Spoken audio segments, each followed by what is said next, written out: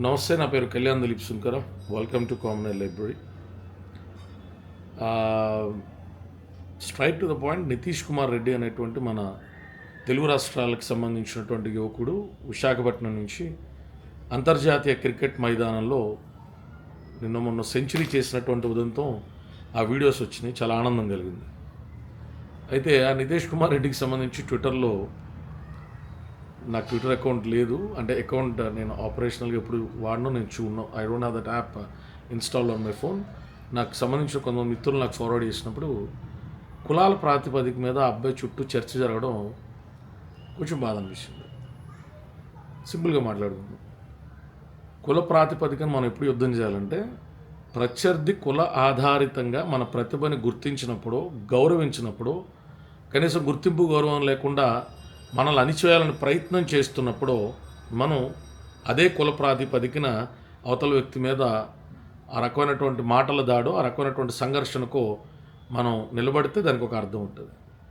మధ్యతరగతులకి కులాలు ఉండవు, గుర్తుపెట్టుకోండి. బాగా సంపన్నులు, డబ్బులు సంపాదించినటువంటి వ్యక్తులు ఫ్రీ స్లేవరీ కోసం, ఏ విధమైన ఖర్చు లేకుండా బానిసత్వం కోసం, వారి ఎదుగుదల కోసం కులాల మధ్య చిచ్చులు రాజేస్తూ ఉంటారు తప్ప, వాస్తవానికి కులం అన్నది మధ్యతరగతి, ఎగువ మధ్యతరగతి, దిగువ మధ్యతరగతి కుటుంబాల్లో అదొక సోషల్ సెక్యూరిటీ టూల్. అంటే మామూలుగా డబ్బులు ఉన్నవాళ్ళు పిలిస్తే ఏ కులవాడైనా వెళ్తాడు, డబ్బులు ఉన్నవాడు పిలిస్తే ఏ ఫంక్షన్కి ఎవరైనా అటెండ్ అవుతారు. మధ్యతరగతి వాళ్ళం కదా మనం. సొసైటీలో ఆ సోషల్ సెక్యూరిటీని గ్రూమ్ చేసుకోవడానికి ఏదో ఒక కారణం కావాలి. 10 మంది రావాలంటే మన కులపోడరా అన్నది ఈజియెస్ట్, పెద్ద బ్రెయిన్ స్టార్మింగ్ అవసరం లేనటువంటి కనెక్టింగ్ పాయింట్. ఆ కనెక్టింగ్ పాయింట్ ఒకే వేదిక నిర్మించేటువంటి ఆ కులం, మతం, ప్రాంతం, ఇవన్నీ వేరువేరు పరిస్థితుల్లో మనిషి సంఘటితం అవడానికి ఉపయోగించుకునేటువంటి harmless tool to an extent. But దాన్ని ఎప్పుడైతే పైశాచికత్వానికి, ఆధిపత్యాన్ని దానికి జోడిస్తామో దానికి వికృత రూపం అనేటువంటిది వస్తూ ఉంటుంది. ఓకే. సో నితీష్ కుమార్ రెడ్డి వాళ్ళ ఫాదర్ ముత్యాల రెడ్డి గారి గురించి తెలుసుకుంటున్నప్పుడు, చదువుతున్నప్పుడు కూడా ఓ రకమైనటువంటి బాధ, గతాన్ని గుర్తు చేసుకునేటువంటి పరిస్థితులు. మన మధ్యతరగతి కుటుంబాల్లో మనం రెడ్డి అయినా, మనం కాపైనా, కమ్మైనా, బ్రాహ్మణైనా, మన క్షత్రియ అయినా, లేకపోతే సోకాల్డ్ వాట్ ఇట్ ఈస్ ప్రస్తుత జనరేషన్లో శూద్రవర్ణాల నుంచి అగ్రవర్ణాలుగా పేరొందినటువంటి వ్యక్తులైనా, లేదా వర్ణ వ్యవస్థలో నిజంగా అగ్రవర్ణాలకు సంబంధించినటువంటి వ్యక్తులైనా, ఇంకెవరైనా కానివ్వండి, అందరి కష్టాలు ఒకేలా ఉంటాయి. మిడిల్ క్లాస్ మెలోడీస్కి నీ క్యాస్ట్ ఏంటి అన్నదంతా అవసరం ఉండదు. అప్లోడ్ నువ్వు రెడ్డి అయినా మీ నాన్నకు ఫోన్ చేస్తాడు, నువ్వు కమ్మైనా, కాపైనా, రాజైనా, బ్రాహ్మడైనా అప్లోడ్ మీ నాన్నకు ఫోన్ చేస్తాడు. సరైన టైంకి తీర్చలేకపోతే అవమానకరంగానే మాట్లాడతాడు.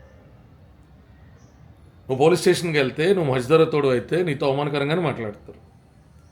నువ్వు ఏదైనా హాస్పిటల్కి వెళ్ళి ట్రీట్మెంట్ ఎందుకు ఇలా జరుగుతుందని అడిగితే అవమానకరంగానే మాట్లాడతారు. ఈ దైనందికమైన జీవితంలో మేము మనుషులమే కదా, మేము గౌరవప్రదంగా బతకాలనుకుంటున్నాం కదా, మాతో ఎందుకు ఇలా హేళనగా మాట్లాడుతున్నారన్న ప్రతి చోట నీ కులం కంటే నీ మధ్యతరగతి తత్వమే కనబడుతూ ఉంటుంది. కాబట్టి మనలాంటి మిడిల్ క్లాస్ మెలోడీస్ నుంచి ఎదిగినటువంటి వ్యక్తిని ప్రతిభ చూడండి తప్ప కులం చూడొద్దు.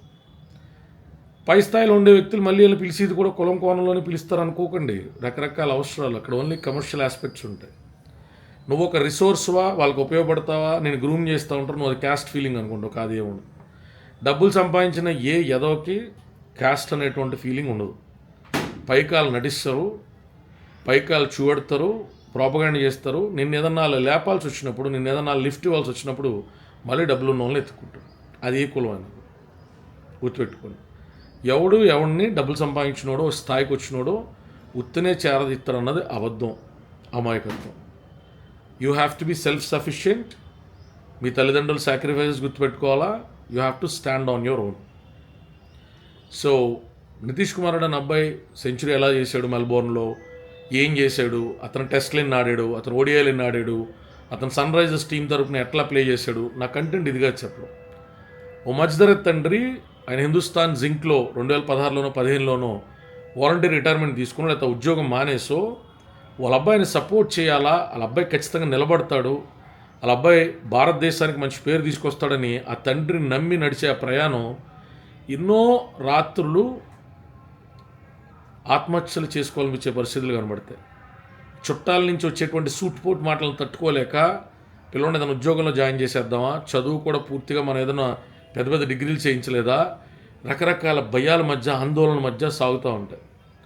అనుకున్నటువంటి ప్రయాణం వైపు వేసేటువంటి ప్రతి అడుగులో రోజు పలకరించే అవమానాలు, ప్రతి గంటకి పలకరించే అవహేళనలు, ఏదైనా చుట్టాలు పక్కాలు ఫంక్షన్కి వెళ్తే మా అబ్బాయి లండన్ వెళ్ళిపోయాడు, మా అబ్బాయి అమెరికా వెళ్ళిపోయాడు, వీళ్ళు వెళ్ళి అక్కడ తీసుకొచ్చేది ఉండదు. కానీ ఇవన్నీ ఇంటా వస్తూ ఉంటాం. నాకు వాళ్ళ ఫాదర్ది అబ్బాయిది జర్నీ చూసినప్పుడు మా మదర్ నా గురించి పడ్డ కష్టం, అప్పుడులో మా చుట్టాలు చేసిన అవమానాలు, నా మీద గన్ కేసు అయినప్పుడు నేను పొలిటికల్గా చాలా ఆస్పిరేషన్తో 10 ఏళ్ళ పాటు జీవితం పాడు చేసుకున్నా. ఆ ప్రయాణంలో నేను లాయర్ అవ్వకముందు జరిగినటువంటి బాధలు అన్నీ ఒక్కసారిగా కన్నీళ్ళు తీసుకొచ్చినాయి. చాలా కష్టంగా ఉంటుంది, చాలా పెయిన్ఫుల్గా ఉంటుంది. ఆ జర్నీ ఎంత టఫ్గా ఉంటుందంటే మనలో ఒక రకమైన కసిని పెంచుతుంది అనమాట. ఆ కసి మధ్యతరగతి, ఎగువ మధ్యతరగతి కుటుంబాల నుంచి, పేదరికం నుంచి వచ్చినటువంటి వ్యక్తులకి మరింత ఎక్కువ బర్నింగ్ డిజైర్ ఉంటుంది.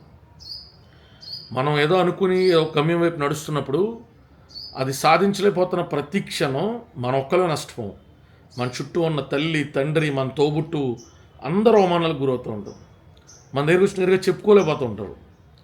Materialistic success is the success. కాబట్టి నువ్వు ఎంత ప్రతిభావంతుడు అయినా డబ్బు రూపంలో ఆ ప్రతిభ నీకు రివార్డు తీసుకురానప్పుడు, సమాజంలో రకమైన గుర్తింపుని తీసుకురానప్పుడు నోటితో నవ్వుతారు, ఏదో పొగుడుతున్నట్టు నుదురుతో ఎక్కిరిస్తూ ఉంటారు.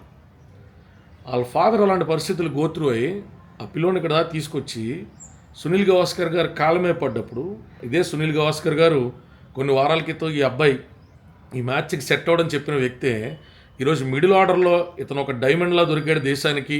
అంటే 4th, 5th and 6th batsmen రేంజ్లో ఈ అబ్బాయి ఒక డిఫెండర్ లాగో, ఒక అటాకర్ లాగో, ఒక వర్స్టైల్ బ్యాట్స్మెన్ లాగా ఈ పిల్లోడు ఒక డైమండ్లో దొరికాడు అనేటువంటి పొగడ్తలు ఆయన అక్కడ command room or what we call that, అక్కడి నుంచి ఆయన మాట్లాడుతున్నప్పుడు వాళ్ళ ఫాదర్ కళ్ళు కెమెరా ఫోకస్లో చెమర్చిని దేవుడి దండం పెట్టుకుంటూ ఉన్నాడు. భగవంతుడా, మధ్యతరగతులం కదా, మాకు ఎప్పుడు అవకాశాలు చేద్దాకా వచ్చి తీసుకెళ్ళిపోతుంటావు కదా, దయచేసి మా పిల్లోడి సెంచరీ పూర్తి చేయనివ్వండి, ఈ హిస్టరీ నమోదు చేయనివ్వండి, చాలా కష్టాలు పడ్డాం, చాలా కన్నీళ్ళు పడ్డాం అని ప్రార్థించుకుంటూ ఉంటాడు ఆయన.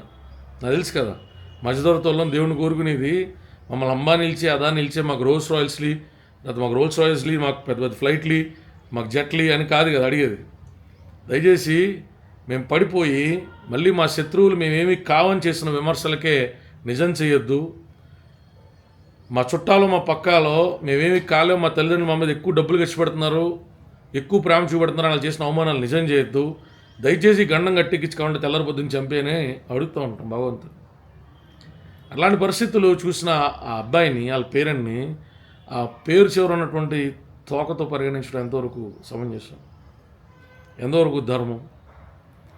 నేను మళ్ళీ చెప్తున్నా, అబ్బాయి పొద్దున ఎంతైనా ప్రతిభావంతులు అవచ్చు. ఎందుకంటే 21 ఏళ్ళ వయసు కుర్రోడు, కనీసం ఇంకో 15 సంవత్సరాల పాటు చాలా దేదీప్మాన్యంగా పిల్లోడు రాణించాలా, మన దేశం కీర్తిని ప్రపంచవ్యాప్తంగా కూడా అబ్బాయిని నెలకొల్పాలా.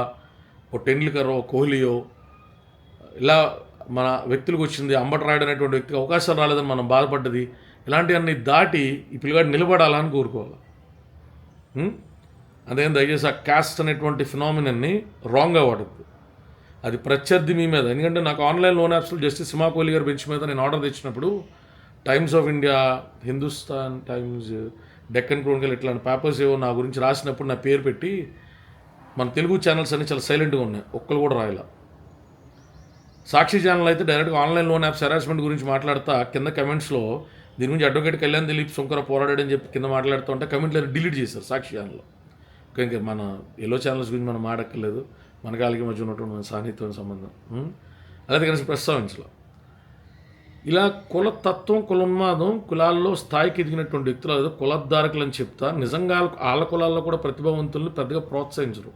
అసూయ ద్వేషాలతో రగిలేటువంటి వ్యక్తులు, అపోహలతో, చెప్పుడు మాటలతో సహజీవనం చేసేటువంటి వ్యక్తులు, పైకి పెద్ద మనుషుల్లా చలామణి అవుతా, చాలా కుల ప్రబోధనలు చేస్తా, లోపల మాత్రం సగటు మనిషికి ఉండేటువంటి అసూయ ద్వేషాలను దాటలేనటువంటి ప్రబుద్ధులు అన్ని కులాల్లో ఉంటారు. కాకపోతే రెడ్లు అయితే రెడ్లు పైకి లేపుతారు, కమ్మోరు అయితే కమ్మోరు లేపుతారు, కాపులు అయితే ఇవన్నీ పిచ్చి మాటలు, అవన్నీ ఎర్రి మాటలు. పైకి లేపేటువంటి వ్యక్తులకి ఆ బ్యాష్జాలు ఉండవు, వాళ్ళ అన్ని కులాల్లో ఉంటారు. ఎందుకంటే ఇప్పుడు ఇతను సిఎస్కే ప్రసాద్ అనేటువంటి వ్యక్తి కమ్మ సామాజిక వర్గం అనుకుంటా, ఆయన అనుకుంటే కమ్మ సామాజిక వర్గమే. ఆయన ఈ అబ్బాయిని ఫస్ట్ ఆంధ్ర క్రికెట్ అసోసియేషన్కు దేనికో 15 ఇయర్స్ అప్పుడు సెలెక్ట్ చేశారని చెప్పారు. మళ్ళీ అదే ఎంఎస్కే ప్రసాద్ ఇతని గురించి ఏదో ఇతను ఏమీ పెద్ద ప్రతిభావంతుడు కాదు అన్నట్టు మాట్లాడారని చెప్పారు. I didn't go through that subject to correction, what ever it is. So రకరకాల ఫ్యాక్టర్స్లో కొంతమందిని లేపిన తర్వాత అయినా వీళ్ళు కాంపిటేటర్ అవుతారు అనుకుంటేనో, లేకపోతే వీళ్ళు ఇంకోటి అవుతారు అనుకుంటేనో మధ్యలో అసూయ దోషాలతో ఆపేసే వ్యక్తులు కూడా ఉంటారు, అది సేమ్ కులం అయినా కూడా. కాబట్టి ఆ పిల్లోడిని కులం కోణంలో ఇరికించే ప్రయత్నం చేయొద్దు. It's my humble request. ప్రతిభావంతుడు ఒక కళని అనుకుని దాన్ని సాధించే ప్రయాణంలో అహోరాత్రులు కష్టపడి ఎన్నో రాత్రులు చచ్చిపోదాం అనేటువంటి బాధలు దాటి, అవమానాలను దాటి ఏదో ఒక్క రోజైనా సన్ రైజ్ ఉంటుంది మన జీవితానికి. ఈ చీకటి గాఢాంధకారాన్ని దాటేటువంటి ఒక్క రోజు ఉంటుంది. ఆ ఒక్క క్షణం నా తల్లిదండ్రులు నామే పెట్టుకున్న నమ్మకం ఒమ్ము కాదు, తప్పు కాదని నిరూపించే క్షణం ఉంటుందని ఆ పిల్లోడు ఎన్నో రాత్రులు కన్నీళ్ళు పెట్టుకుంటే ఆ పిల్లోడు దిండి తెలిసి ఉంటుంది. దిండిని హగ్ చేసుకుని ఏడ్చిన రోజులు ఉండే. అది నా కుర్రోడు ఆ గెలుపుని, మనకు మంచి మనసు ఉంటే మనం కూడా సెలబ్రేట్ చేసుకోవాలి, కానీ కాస్ట్ దాంట్లోకి దాన్ని ఇరికించద్దు. ప్రతిభావంతులకి కులం ఉండదు. తర్వాత అద్దెత్తారు, అది వేరే విషయం. కానీ తర్వాత ఎవడు పడితే ఆడే చుట్టం, ఎవడు పడితే ఆడే బంధు, ప్రతి ఒక్కళ్ళు మన ఫ్రెండ్స్. సక్సెస్ ఇచ్చే కిక్ కంటే సక్సెస్ ఇచ్చే రిలేషన్షిప్స్ చాలా టెంపరీ బట్ చాలా గట్టిగా ఉంటాయి. అందరూ మనోడు నోన్ చేసుకుంటారు. అప్పుడు దాకా ఈ క్రికెట్ బ్యాట్కి వేసుకోవడానికి గట్టిగా డబ్బులు లేకపోయినా, ఈ పిల్లోడు క్రికెట్ బ్యాట్కి క్రికెట్ కిట్కి స్పాన్సర్ చేసేవాళ్ళు లేకపోయినా చాలామంది రెడ్లు వస్తారు, చాలామంది డబ్బులు ఉన్న వాళ్ళు వస్తారు, చాలామంది ఈ అబ్బాయితో ఇప్పుడు ఫోటోలు దిగాలనుకుంటారు. తర్వాత ఈ అబ్బాయి పడిపోతే చెప్పేవాడిని, అబ్బాయి యాటిట్యూడ్ అలాంటిది, అబ్బాయి అరగంట అండి, ఎవరు చెప్పిన మాట నీళ్ళండి, లంగా మాటలు బోకు మాటలు మాడినా గుడుగులు ఉంటారు. ఇవన్నీ మాటలు మామూలు వస్తాయి నేను.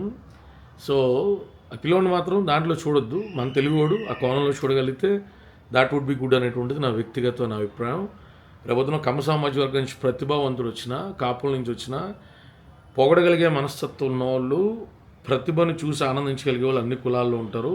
పొగడలేక ఏడ్చేసి ఈడేదో ఓడిపోయినట్టు ఇంట్లో పిసుక్కుంటూ ఆడి మీద తప్పుడు రాతలు రాసే అదోలో ఉంటూనే ఉంటారు. సో మన సొసైటీ కదా, మనం అలాంటి అందరం చంపేలేం. కాబట్టి అందరితో కలిసి బతకాలి మనం. అలాంటి ఉన్మాదులతో కలిసే బతకాలా, అలాంటి ఉక్రోషవంతులతో కలిసే బతకాలా. కాబట్టి ఈ పిల్లోడి విషయంలో అట్లా ఏదైనా ట్రాన్స్ఫార్మ్ అయ్యేటువంటి ఎడ్జ్లో ఉంటే, కులం కోణంలో చూడాలనుకుంటే వద్దాడు. మన మధ్యతరతోడే.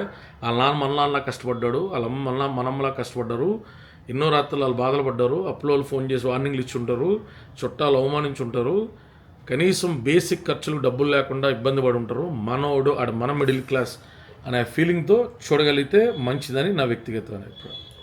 జై భీమ్, జై భారత్.